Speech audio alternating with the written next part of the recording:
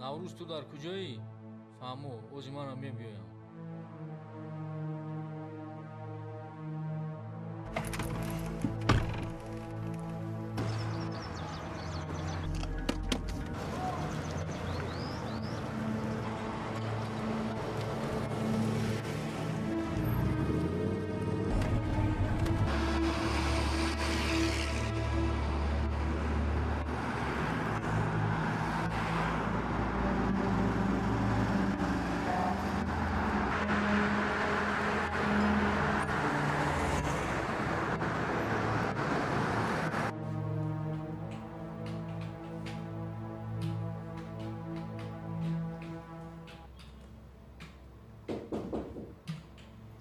مرحمت دارید.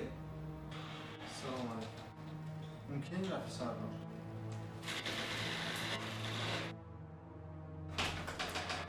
مرحمت گذاشته شنید.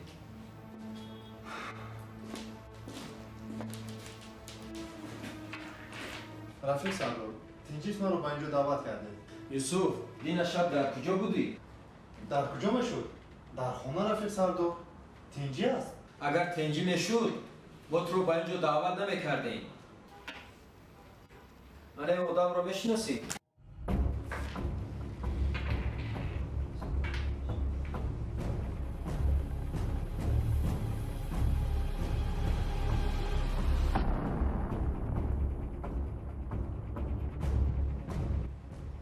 ها بله میشناسم.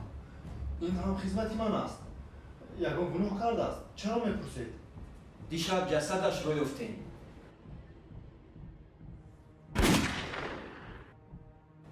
چی؟ جسدش رو؟ یعنی چی؟ از کجا؟ ما از روی نوارها دیدیم پیش از مردنش همراه تو بود. تو این رو چه خیلی شرم میدهی؟ ها بله راست میگویید. این هم خدمت من است. دیشب با ماشینش مرا تا نزد خانه آورد و بعد خودش به من گفت که من یک کاری سر و سیمه دارم و زود از نزد من رفت.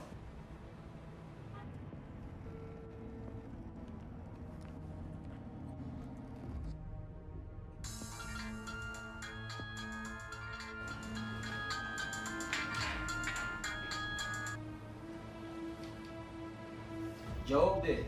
شاید مهم باشد. خالم زنگ بزنم. لبه خاله جان گوش میکنم. хола дар хонаи шуш. ман тағоят мешавам. تقا جان آواز شما رو تماما نشناختم. من شما رو گوش میکنم. масхарабозиро кам куну. худи ҳозир ба назди мо биё. ба ту 10 минут вақт. مالش خوب تقا جان. تینجی است. ها بله تنجی باید من پسرم رو رفته از مکتب گیرم. پسرت رو؟ ها بله. پسری تو در روز یکشنبه هم به مکتب میرود؟ راست بگوید امروز یک شنبه. رفیق سردار مزه خالم نیست. خالم یعنی بیمار است. باید من هر چیز زودتر روم. با شما روز خوش.